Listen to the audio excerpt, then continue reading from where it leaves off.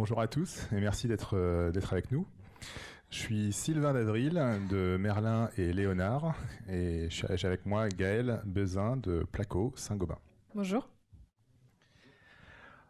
On va vous parler aujourd'hui de retour d'expérience sur Marketo, sur le marketing automation et qu'est-ce qu'on a pu apprendre et qu'est-ce que Marketo a pu apporter à Saint-Gobain. Donc j'espère que c'est bien pour ça que vous êtes venus. C'est bon, d'accord. Alors, j'ai juste une slide sur moi, je ne vais pas parler très longtemps de moi, j'aime pas ça. Donc moi, je suis un partenaire Marketo, je suis tatoué Marketo dans le dos, de façon allégorique. Alors je sais que la population ici est plutôt HubSpot, Webmecanic, Lazy, donc mon propos ne va pas être de dire Marketo c'est mieux que l'un ou l'autre. Je vais juste essayer de vous montrer quelques situations où Marketo est particulièrement bien adapté.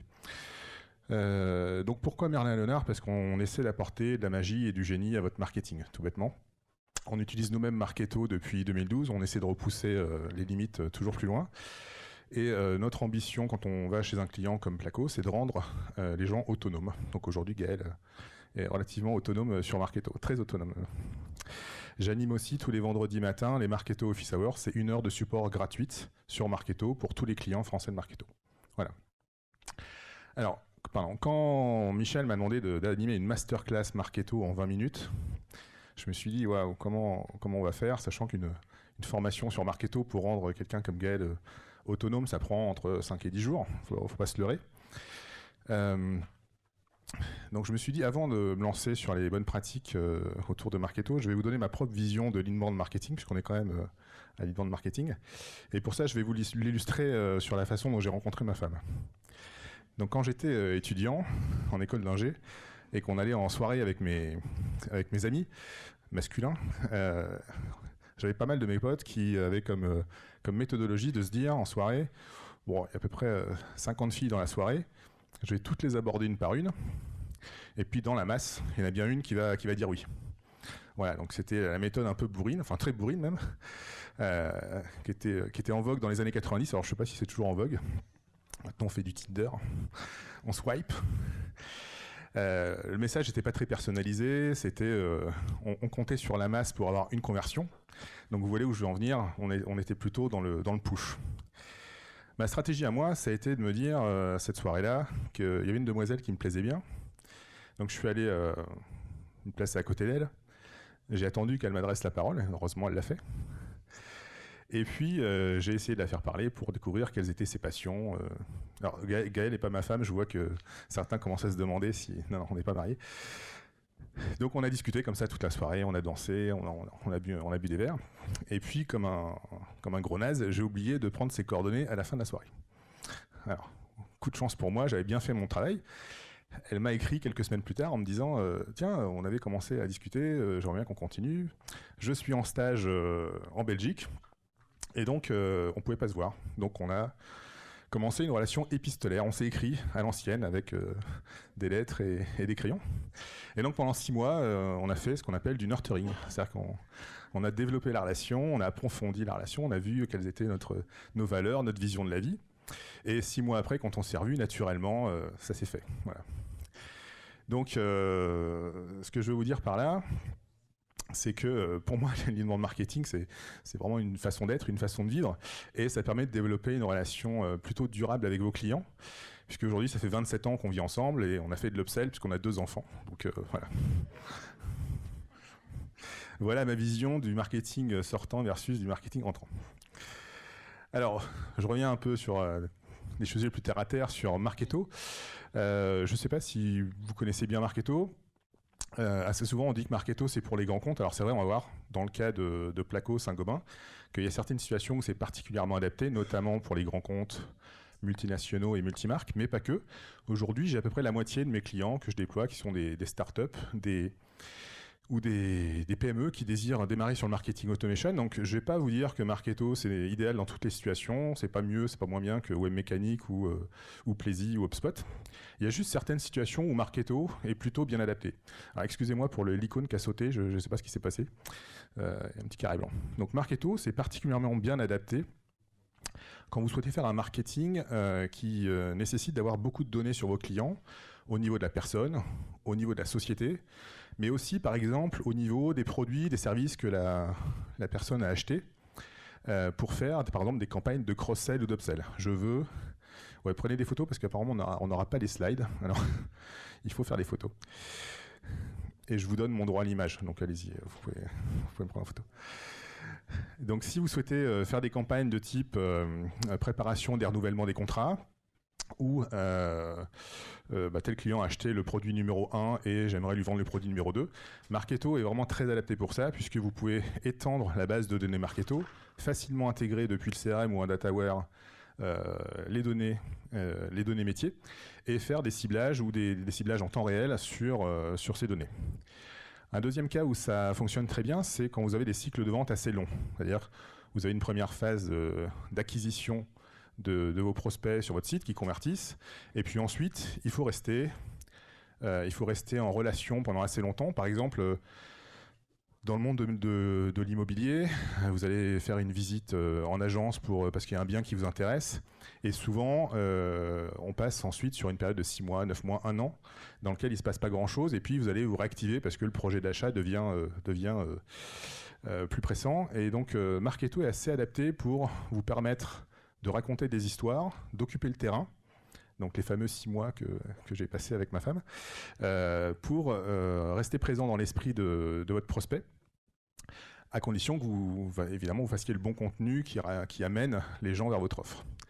Marketo est aussi assez idéal pour personnaliser à outrance les campagnes. C'est-à-dire que je pense que c'est une plateforme qui dispose d'énormément de filtres et de déclencheurs temps réel.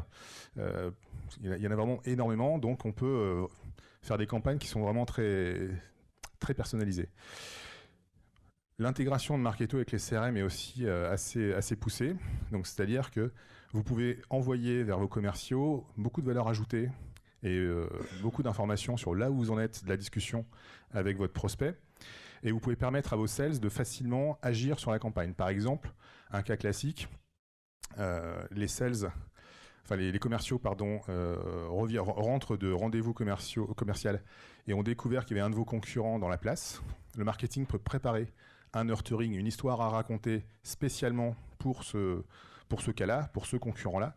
Et le sales peut facilement, en un clic dans son CRM, envoyer le prospect qui vient de voir en rendez-vous, et le prospect va recevoir un email, puis 2 emails, puis 3 emails, qui va lui raconter une histoire qui va petit à petit mettre le doute sur éventuellement le concurrent en question.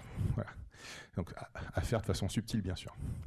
Et Marketo est particulièrement bien aussi adapté quand vous souhaitez mesurer assez finement la contribution du marketing aux revenus. Marketo dispose d'un moteur d'attribution de revenus qui va aller chercher les revenus gagnés côté CRM dans les opportunités, les distribuer sur les campagnes. Et comme les campagnes ont derrière un coût, chacune un coût, on peut avoir des calculs de ROI en temps réel, assez fins, qui permettent d'arrêter ce qui ne marche pas et de continuer ce qui marche. Voilà, donc si vous souhaitez en savoir plus sur Marketo, je suis pas là pour... j'ai pas de part chez Marketo en fait, hein, donc je vous laisse contacter Marketo ou moi-même pour avoir une démo.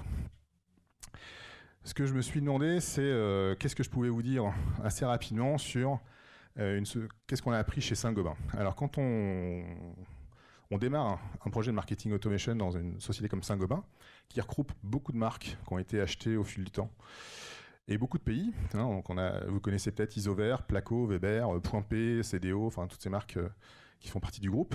Les questions qui se posent assez vite, c'est OK, on a Marketo, mais c'est quoi la gouvernance qu'on met autour de Marketo? Quelle organisation on va mettre en place dans les pays, au niveau des régions, au niveau des marques, au niveau du groupe, pour que tout ça fonctionne? Comment on connecte et quel CRM on connecte? Et qu'est-ce qu'on commence par faire comme campagne et quel est le contenu qu'on fait? Donc, une des bonnes pratiques qu'on fait, c'est bizarre, l'icône Placo est un peu distordue. Une des bonnes pratiques qu'on fait, il y a 3 niveaux d'organisation qu'on va mettre en place. Donc on va s'arranger pour que les gens dans les marques, dans les pays, au niveau des marques, n'aient vraiment que les campagnes marketing à faire. Il ne faut surtout pas les embêter avec autre chose. Il y a déjà tellement à faire avec les campagnes marketing et gérer le contenu. Et on va positionner on va positionner des champions, ce qu'on appelle les champions au niveau des pays. Donc c'est des gens qui vont être plutôt un peu plus des spécialistes de la plateforme. Donc par exemple, Gaëlle est une championne Marketo, qui vont aider leurs collègues au niveau des différentes marques dans un pays. Et on va positionner pas mal de choses au niveau du groupe en support. Donc ce qu'on appelle, on va monter ce qu'on appelle un centre d'excellence, un peu pompeusement. Et c'est là, au niveau du groupe, qu'on va gérer, par exemple, dans Marketo, le découpage de la base en partitions. Donc Marketo permet que, par exemple, les Français ne puissent pas faire de ciblage sur les prospects néerlandais ou les clients néerlandais, et que les Japonais ne puissent pas cibler les gens qui sont en Finlande. Donc avec la même instance Marketo, vous pouvez compartimenter vos bases, ce qui est assez pratique quand on est dans un contexte multi-pays. Ici, les différentes marques en fait, ont vocation dans un pays à adresser à la même population. Donc quelqu'un qui est client au départ Placo, on espère qu'à terme il soit client Weber, Isover. Donc on a plutôt découpé la base par pays et mis dans la même base tous les clients Weber, Isover, Placo pour qu'on puisse faire du cross-sell et de l'upsell. Donc ce qu'on fait au niveau du groupe, c'est qu'on positionne aussi tout ce qui est modèle, email, les modèles DLP, tout ce qui est intégration avec le CRM, tout ce qui est les normes de qualité de données, les normes de nommage et la façon de répartir les données dans Marketo pour que quand Gaëlle regarde une campagne Isover, elle s'y retrouve assez facilement, parce que c'est des centaines ou des milliers de campagnes qui vont être faites tous les mois. Donc il faut qu'assez vite on puisse retrouver l'information et pas se perdre dans cette immensité marketing. On va aussi positionner tout ce qui est le scoring et le lead life cycle, c'est-à-dire l'avancement automatisé des prospects dans l'entonnoir de vente. Alors on commence avec un scoring et puis petit à petit on va aller vers des scorings par marque, ce qui va permettre de pouvoir identifier aussi l'appétence des différents prospects pour les marques, puisque si dans la même base on a des gens qui s'adresse à Placo, qui s'adresse à Weber, à Isover. Une des questions qui va émerger assez rapidement, c'est mais en fait, c'est qui mes prospects, moi, Placo? C'est comment je les reconnais? Est-ce que celui-là, il m'appartient? Est-ce que j'ai le droit de faire des campagnes dessus? Donc, pour faire ça, on peut mettre des scorings par marque qui vont permettre de dire bah, tiens, celui-là, il a un score Placo de 37, alors qu'il a un score Weber, Isover de 2. Donc, c'est plutôt un prospect Placo. Et le groupe a aussi en charge d'animer la communauté de tous ces marketeurs qui utilisent Marketo pour partager les bonnes pratiques. Ce qu'on constate, il y a souvent des marques ou des pays qui sont plutôt en avance. Et donc l'idée, c'est de donner ces bonnes idées à l'ensemble des pays. Le second sujet que je voulais partager avec vous, c'était, à force de faire des projets de marketing automation, je me suis aperçu qu'il y a certains projets qui réussissaient très bien, d'autres qui étaient à la peine et d'autres qui plafonnait. Alors, je ne vais pas vous décrire toute cette infographie, vous la retrouverez sur mon site. Il y a des vidéos, il y a beaucoup d'articles de blog. L'idée, c'est de se dire, quand on démarre un projet de marketing automation, il y a un certain nombre de chantiers par lesquels il faut passer. Et si vous voulez aller tout au bout des 6 niveaux de maturité digitale du marketing, il est nécessaire d'enchaîner les chantiers dans le bon ordre et de tous les faire. Et la promesse, si vous faites ça, c'est que votre taux de conversion va être multiplié par 12 entre le début et la fin. C'est-à-dire qu'au départ, vous avez un taux de conversion quand vous accueillez dans votre base 250 noms, vous allez espérer une opportunité gagnée, et à la fin, pour 20 noms, vous aurez une opportunité gagnée. Vous aurez multiplié par 12. Donc ça, c'est des stats issues c'est des stats Marketo qui ont été faites à travers le monde. Donc là, le point à retenir, c'est qu'il y a un bon chemin à passer. J'ai sur mon site un quiz qui permet de positionner votre organisation dans ce modèle, qui est suivi par un calculateur de revenus qui vous montrera combien vous pouvez espérer gagner si vous allez au bout du chemin. Donc ça, c'est vraiment crucial et ça explique, je pense que ce soit Marketo, HubSpot, Pardot, Webmecanic ou Plaisy, beaucoup d'échecs de projets. Moi, ça me fait toujours de la peine quand je vais chez un client, que je forme les gens, je les lance, ils sont autonomes, et puis je reviens 6 mois plus tard, il ne s'est rien passé par rapport à quand je les ai quittés. Et personne n'aime faire ça. Donc, je fais tout pour que mes clients réussissent leur projet. Et donc, je vais faire un focus sur 2 des points qui sont dans le camp de base, qui pour moi expliquent, je pense, une bonne moitié des échecs qu'on connaît en marketing automation. Donc, si vous êtes en train de lancer un projet, vous allez lancer un projet, ou vous êtes déjà bien engagé, peut-être que vous vous retrouverez. La première, c'est que j'ai noté une certaine corrélation entre les profils qui sont appétents à faire du marketing automation et les profils de personnalité MBTI. Alors le MBTI, je sais pas pour ceux, c'est peut-être pas très connu, c'est une classification des personnalités. Alors moi j'adore ça, je suis un grand fan de MBTI. C'est un test parmi d'autres. Alors ça dit pas que vous avez une bonne personnalité, une mauvaise personnalité, ça dit juste qui vous êtes. Si je vous le fais rapidement, il y a 4 axes. Vous êtes noté de 0 à 10 sur chaque axe. Le premier axe, c'est est-ce que vous êtes introverti ou extraverti. Deuxième axe, comment vous percevez la réalité. Est-ce que vous percevez la réalité à travers des faits, comme Sherlock Holmes par exemple, ou à travers des concepts, comme Einstein. Troisième axe, comment vous prenez vos décisions, de manière rationnelle. Vous faites un tableau Excel quand vous achetez une voiture, ou vous avez un gut feeling. Vous ne savez pas expliquer pourquoi vous allez aller dans ce sens-là, mais vous êtes persuadé que c'est ça. Et encore une fois, c'est pas bien, c'est pas mal. La population, assez souvent, est répartie 50-50 entre les axes. Et le quatrième axe, c'est est-ce que vous êtes plutôt ordonné ou plutôt opportuniste. Donc, opportuniste, par exemple, les commerciaux, on leur demande d'être opportunistes. Ils attrapent les opportunités, ils les lâchent pas. Donc ce que j'ai noté, et ça c'est mon étude empirique à moi, pas du tout validée statistiquement, mais je veux bien vos retours sur le sujet. En tout cas, à force des projets, je trouve que ça marche assez bien. Les gens à qui on demande de faire du marketing stratégique, c'est plutôt des gens qui vont être à l'aise dans ce sujet si sur le deuxième axe, c'est des gens conceptuels. Voilà. Les gens qui sont les mains dans le cambouis sur HubSpot, Pardot, Plaisy, Marketo, et qui font les campagnes, il faut qu'idéalement, ils aient sur le troisième axe un T, c'est-à-dire qu'ils soient plutôt rationnels, et sur le quatrième axe, qu'ils soient J. Alors si vous avez les deux, c'est encore mieux. Donc par exemple, moi je suis là, je suis Palpatine. Donc là, vous avez des tests MBTI appliqués à chaque... vous avez du Star Wars, du Harry Potter, vous pourrez trouver plein de modèles modèles MBTI appliqués à différents sujets.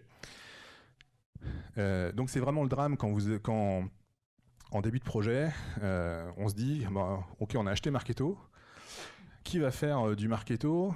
Tiens, toi tu passes dans le couloir, t'as rien à faire.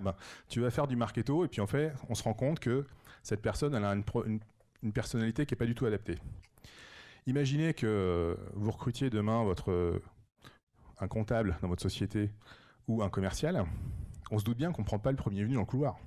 C'est-à-dire qu'on on imagine bien quels sont les types de personnalités, les qualités et les qualités de la personne attendue.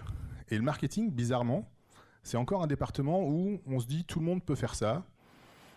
Il n'y a pas vraiment de compétences à avoir. Enfin, tout le monde peut tout faire. Eh ben non, c'est comme les autres domaines. Il y a des gens qui sont à l'aise sur certains sujets, d'autres non. Et moi, mon credo, c'est de faire en sorte que les gens soient le plus heureux possible dans leur job.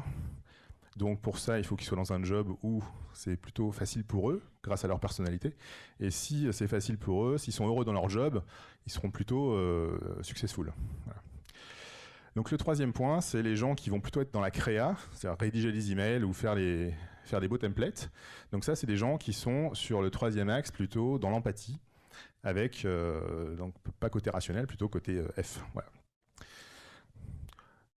Donc je vous laisserai me dire dans les questions si vous trouvez ça pertinent ou pas, mais en tout cas, j'ai pas eu beaucoup de contradictions pour l'instant. Donc premier enseignement, mettre les bonnes personnes au bon poste. Deuxième enseignement, et j'en finirai là, c'est que ce qui se passe aujourd'hui autour des projets de marketing automation, c'est exactement ce que moi j'ai connu il y a 20 ans, il y a 15 ans sur les projets CRM. C'est-à-dire que quand on lance un projet de marketing automation, on rédige un appel d'offres. Alors je parle plutôt des grands groupes, donc déjà on est épuisé quand on a fini l'appel d'offres. Et on prévoit un budget évidemment pour les licences, un budget plutôt one-shot pour la formation et l'intégration. Et une fois que le projet est fait, on annonce heureux au codir que ça y est, marketing automation, check, c'est bon, c'est fait. On n'en parle plus, on peut déplacer le projecteur sur autre chose. Et assez souvent, arrive le moment où on réalise que le marketing automation, en fait, il faut une équipe, en fait. Puis peut-être qu'il faut du contenu, et puis le site, il n'est pas adapté, et puis on n'avait pas prévu de budget pour les campagnes d'acquisition, et puis. Donc, c'est exactement ce qu'on avait vécu quand on lançait des projets CRM il y a 20 ans. C'est-à-dire qu'on imaginait que le CRM, c'était un one-shot en termes budgétaires. Et aujourd'hui, vous voyez ce qui se passe dans votre société pour le CRM. vous avez des budgets récurrents au niveau IT, des budgets d'évolution, de correction de bugs, vous avez des équipes Sales Ops qui s'occupent du reporting. Quand un nouveau commercial arrive, vous le formez sur Marketo, le CRM est connecté au centre d'appel, au dataware, enfin, il y a des équipes complètes. Et en cas de baisse de budget, ça viendrait à l'idée de personne de se dire, bon, on va couper le CRM et tout ce qui est autour. Alors, il y a 15 ans, on se disait ça. Aujourd'hui, on ne se le dit plus. Donc je pense que ce qui va se passer petit à petit, il va se passer pour le marketing et le marketing automation exactement ce qui s'est passé pour les sales et le CRM, à savoir qu'on va apprendre qu'il faut un budget complet au niveau du marketing avec les bonnes personnes au bon poste. Donc ma conclusion, c'est que comme dans ma relation avec mon épouse, le marketing automation, c'est pas une passade d'un soir, c'est l'aventure d'une vie, et donc n'hésitez pas à investir sur la relation. Sur ces bonnes paroles, je vais vous passer la parole à Gaëlle. Merci Sylvain. Donc, moi, je vais vous parler donc, du retour d'expérience sur Marketo pour Saint-Gobain. Alors, donc, Saint-Gobain, donc, il y a un grand groupe du CAC 40 qui produit, distribue les produits, des matériaux pour la construction. Donc, avec un chiffre d'affaires de 41,8 milliards d'euros, présent dans 68 pays et compte plus de 180 000 collaborateurs. Donc, qui connaît le groupe Saint-Gobain dans la salle? On lève la main. Bah, c'est bien. Ça, c'est un bon groupe. On aime bien. Qui connaît Placo? Très bien, très bien. Donc, Placo Plâtre, qui est une filiale du groupe Saint-Gobain, numéro 1 français des systèmes à base de plâtre, 537 millions d'euros de chiffre d'affaires. Placo est surtout connu comme le pionnier de la plaque de plâtre en France, compte 1580 salariés en 2017 et extrait plus de 2,1 millions de tonnes de gypse par an, donc pour les plaques de plâtre notamment, et recycle 80% du plâtre en France. Donc, un petit peu de contexte pour commencer cette présentation. Donc, la cible de Placo, c'est B2B, 2B2C. Donc, pourquoi on le verra tout à l'heure. Donc, les enjeux, l'enjeu principal avec Marketo, c'était d'humaniser la relation. Donc, pour deux raisons. On a une force de vente qui est très large, mais pour autant, qui ne peut pas rencontrer les 40 000 contacts qu'on a en base. Donc, le premier enjeu, c'était de venir en relais du commercial, mais également, du coup, de visiter les contacts qui ne sont pas rencontrés par le commercial. Et enfin, donc, la cohabitation. Donc, comme le disait Sylvain, multimarque, multi-pays, ce qui pose des soucis, qui demandent de l'organisation. Donc, j'y reviendrai par la suite pour vous expliquer tout ça. Donc, voici nos cibles. Donc, je vous en parlais tout à l'heure. Donc, ça a un peu bougé. Mais bon. Donc, les entreprises de pose, donc les plaquistes, par exemple, les entreprises générales, qui sont nos cibles dans le B2B2B. Les prescripteurs, donc les bureaux d'études, les économistes, les architectes. Et enfin, donc, les négoces, qui eux sont nos contacts directs, nos clients directs. Donc, B2B. Donc, en quelques chiffres, donc ça fait 2 ans qu'on a démarré le projet Marketo chez Placo. Donc, la marque Placo était dans le groupe pionnière sur ce projet. Mais on a dû redémarrer le projet donc, il y a 1 an maintenant pour intégrer Isover et Weber, donc 2 autres marques du groupe, et les intégrer donc, au projet. C'est plus de 100 campagnes qui ont été lancées. Donc avant Marketo, on était à peine à 5 campagnes par an. Donc je vous l'accorde, c'était pas du tout la même utilisation. Et on compte plus de 2000 leads grâce à Marketo. Donc en fait, ces 2000 leads proviennent principalement d'un formulaire qui a très bien fonctionné sur notre site placo.fr, qui en fait consiste à télécharger des objets en BIM. Donc j'explique rapidement, les objets en BIM, c'est des objets modélisés qui permettent aux clients de répondre à des appels d'offres. Voilà. Ce sont des maquettes en fait participatives. Donc nos succès. Marketo est un outil, il faut savoir, qui n'est pas simple au premier abord. Il demande une pratique régulière pour s'améliorer, se perfectionner.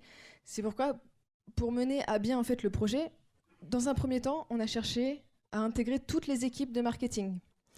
Donc tous les marketeurs clients, donc soit ceux qui sont en charge des entreprises, des prescripteurs, des négoces, on les a formés, donc avec les équipes de Sylvain, pour qu'ils participent avec nous en fait, à construire leur stratégie, mais aussi à créer eux-mêmes leurs emailing. On s'est vite rendu compte que c'était pas possible. Alors, ils n'avaient pas le temps, et en fait, l'outil leur a paru un peu trop compliqué. Donc, de ce fait, on a dû ajuster nos ressources. Et en fait, aujourd'hui, ils ont quand même complètement intégré Marketo parce qu'ils pensent Marketo. C'est leur stratégie en fait, de communication avec leur cible. Ils créent le contenu de l'email. Et ensuite, c'est moi, entre autres, qui vais mettre dans Marketo l'email, le construire, le programmer et l'envoyer. Donc pour ça, voilà, on a des personnes plus techniques parce que tout le monde ne peut pas faire du Marketo. Il faut que ce soit travaillé régulièrement. Ensuite, une meilleure connaissance client. Donc Marketo nous a permis ça et on s'en est rendu compte sur plusieurs points. Donc tout d'abord, on pensait, avant de commencer les campagnes de marketing automation, que notre cible qui réagirait le mieux, ce serait la cible des prescripteurs. Ils sont en bureau, derrière leur ordinateur. A priori, ce sont eux qui seraient les plus aptes à répondre ou en tout cas à ouvrir les emails. On s'est rendu compte que pas du tout, en fait. Grosse erreur. Et en fait, c'était plutôt les entreprises de pause qui pourtant sont sur chantier et qui ouvraient en fait nos emails avec des très bons taux, environ 40% de taux d'ouverture. Donc, ce qui nous satisfait grandement. Donc cette meilleure connaissance client, elle nous a permis aussi d'ajuster des paramètres de campagne, donc de modifier les heures d'envoi, de modifier les horaires des webinars par exemple. Donc on organise des webinars de temps en temps. Et typiquement, pour les entreprises, on organisait les webinars à 14h. On s'est rendu compte que ce n'était pas le bon horaire. Et maintenant, on les organise à 7h du matin, ce qui est plus difficile pour nous, mais ça fonctionne beaucoup mieux. Donc, les prochaines étapes, donc revoir notre organisation, je vous le disais, ça demande une grande organisation, une grande gouvernance. Ça prend du temps et en fait, c'est aussi dû donc à l'internationalité du groupe et à la diversité des marques. Je prends l'exemple de Placo Isover. On peut très bien avoir un négoce commun, un artisan en commun.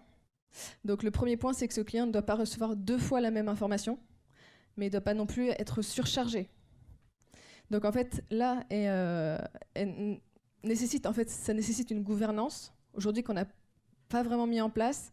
Le fait est qu'on est les Placo, on est les seuls encore à utiliser vraiment l'outil, donc le souci ne se pose pas encore. Mais voilà, c'est un aspect qu'on aborde. Un autre souci qu'on a rencontré avec Marketo, c'est qu'on ne pouvait pas utiliser les champs système du fait de ces plusieurs marques, de plusieurs pays. En fait, il fallait que chaque marque ait ses propres champs. Ça implique aussi que quand on crée une campagne, du coup, on doit connaître les champs qu'on va demander à Marketo en amont. On ne peut pas se faire la liste de tous les champs. C'est impossible. Donc, pour simplifier ça, pour simplifier les résultats ensuite dans Marketo, je suis en train de travailler sur une data visualisation, donc avec l'outil Click, donc ClickSense, pour ceux qui connaissent, ce qui va permettre à chaque marketeur client d'avoir un dashboard avec les résultats de ses campagnes, les campagnes qui ont le mieux fonctionné, moins bien fonctionné. Ils vont pouvoir comparer leur cible avec celle de leurs collègues et ainsi voilà, éventuellement ajuster les paramètres des campagnes pour toujours avoir des meilleurs taux. Donc le flux retour vers le CRM, on n'en a pas encore. C'est encore compliqué. Marketo nécessite une donnée extrêmement clean.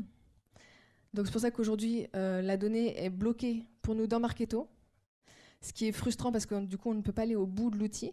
Mais du coup, voilà, on travaille là-dessus. On a mis en place un MDM qui permet de segmenter pour les campagnes les cibles. Et du coup, aujourd'hui, le vrai objectif, c'est d'obtenir ce flux retour pour envoyer la donnée directement aux commerciaux. Aujourd'hui, typiquement, si on fait une campagne emailing et qu'on a un client qui veut rencontrer un commercial, il nous le dit, on a l'info, nous on renvoie au commercial par département, mais c'est très manuel, trop manuel. Et en plus derrière, on ne sait pas, on n'a pas le retour du commercial. Est-ce qu'il a vraiment visité? Est-ce qu'il y a eu un échange? Voilà, ça on n'a pas l'information, donc c'est encore incomplet de ce point de vue-là. Troisième point, allouer plus de budget au contenu. Aujourd'hui, on a un contenu qui est relativement maigre chez Placo. On envoie principalement des brochures. Depuis peu, on donne la parole aux experts Placo, donc en fait sous forme de petites vidéos, où en fait ils prennent la parole et ils expliquent des sujets courants pour nos entreprises ou prescripteurs, donc sur les produits. Donc c'est assez technique, mais ça marche plutôt bien. Donc ça permet voilà, d'avoir plus de contenu différent. Et enfin, donc rajouter du budget et rajouter des contenus, ça va pouvoir permettre de faire du vrai marketing entrant, de stocker le contenu et que ce soit en fait les clients qui viennent chercher eux-mêmes le contenu. Je ferai pas le parallèle avec ta femme, mais voilà, vous avez compris l'idée. Et aujourd'hui, en fait, on fait trop de campagnes push. C'est nous qui poussons de l'info quand on a envie d'en pousser. Donc c'est pas l'objectif à long terme. Donc pour conclure sur ce bel outil qu'est Marketo, ça nécessite beaucoup de budget pour le contenu et pour pouvoir servir en fait le client au mieux. Ça nécessite de pratiquer régulièrement l'outil pour le perfectionner, pour l'améliorer. Comme je vous le disais, c'est un outil qui est très complet, mais il faut pour ça avoir une donnée qui est extrêmement clean aussi, pour pouvoir avoir tous les bénéfices en fait de l'outil. Et donc je terminerai avec ça, une bonne organisation, une bonne donnée. Marketo, c'est un outil excellent, mais qui ne fait pas tout en fait, qui ne fait pas à notre place. C'est pas, comme disait Sylvain, un coup one shot et après ça fait le travail tout seul. Ça nécessite de la formation et donc de l'argent, un suivi derrière. Et il faut envisager du support Marketo pour bien évoluer dans l'outil. Je vous remercie.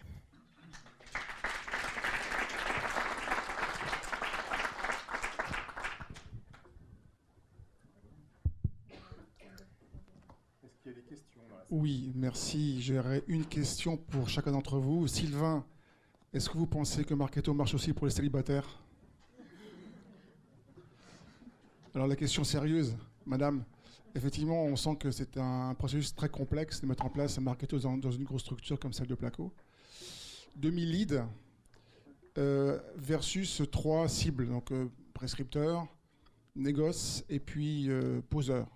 Avez-vous réussi à bien segmenter la qualité des leads en termes de répartition des leads par rapport aux 3 profils? Alors, donc, les 3 cibles, ce sont 3 principales cibles. Il y en a d'autres.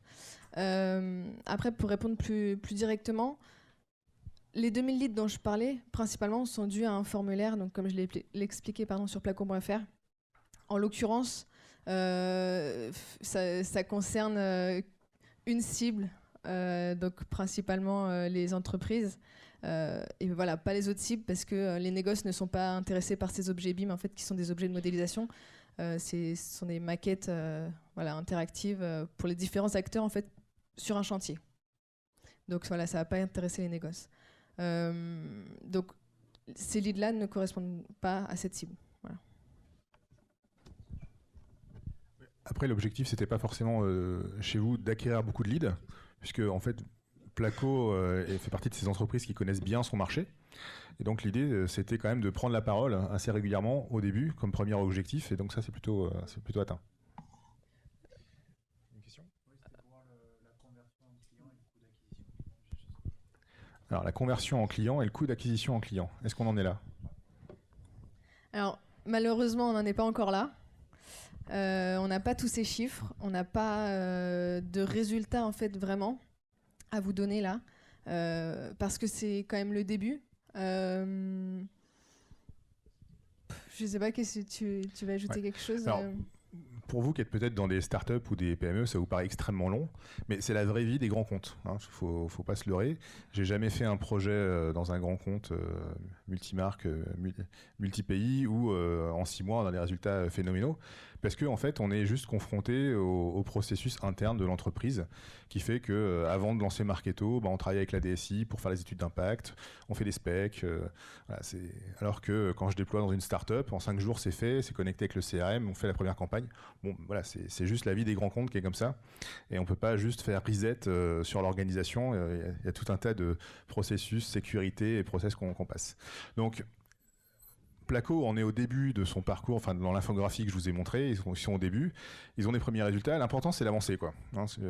Après, chaque entreprise avance à son rythme en fonction des process. On ne peut pas violer une structure, c'est juste pas possible. Sinon, la structure rejette la greffe et hop, vous sortez. Enfin, tout le monde sort en fait. Voilà. Oui. Concrètement, du coup, ces 2000 leads, c'est quoi? C'est une adresse email de quelqu'un qui a dit je suis intéressé, ou alors c'est beaucoup plus qualifié. Puis derrière, qu'est-ce que vous en avez fait? Ce que vous êtes en train d'en faire, même s'il n'y a pas eu de transformation, je comprends.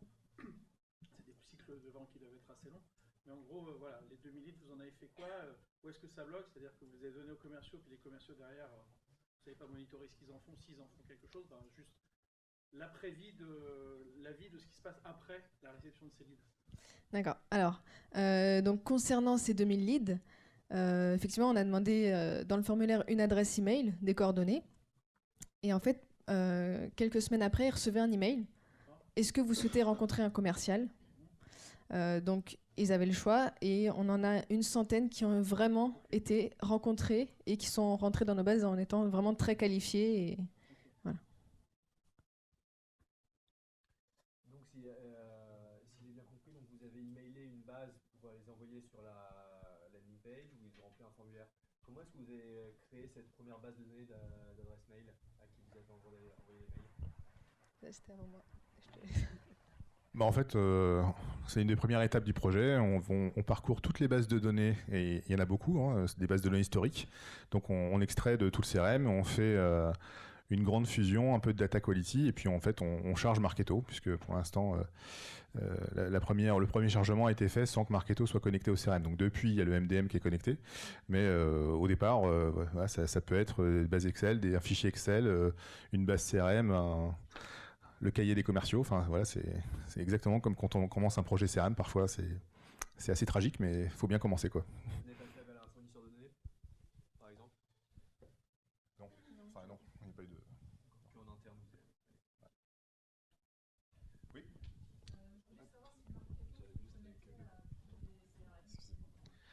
Est-ce que Marketo se connecte à tous les CRM?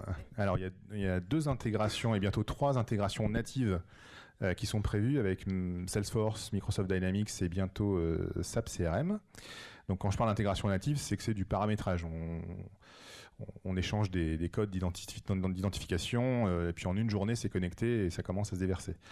Après, Marketo expose tout un tas d'API qui sont plutôt bien fichus. Et généralement, pour connecter un CRM qui n'est pas cela à Marketo, c'est entre 20 et 30 jours de projet pour connecter les personnes, les compagnies, les opportunités, les campagnes. Voilà.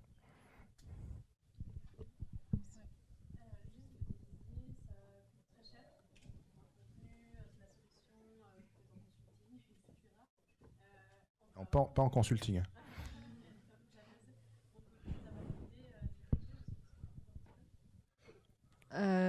Alors le coût de Marketo, du contenu, tout ça, moi je ne sais pas.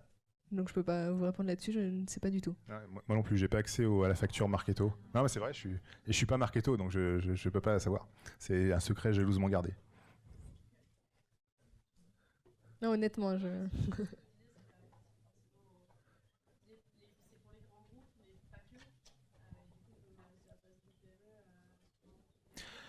Alors, le budget pour une start-up mono-organisation sur un pays qui commence avec moins de 20 000 contacts, c'est un budget pour Marketo, c'est un budget qui tourne entre 10 et 13K.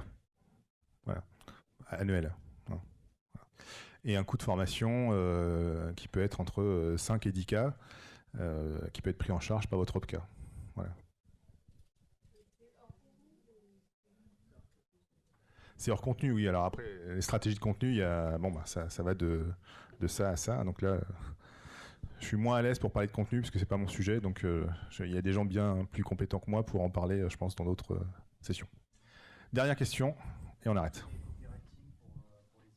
Alors, on a commencé avec les modèles que Marketo met à disposition. Et en fait, nous, ensuite, dans une deuxième phase, on a préparé ce qu'on appelle des master templates d'email et de landing page qui contiennent tout un tas de modules qui permettent ensuite aux équipes de choisir parmi ces modules ce qu'ils souhaitent pour l'email donné ou la landing page donnée. Voilà. Et du coup, ça nous permet d'ajuster aussi au fur et à mesure des besoins.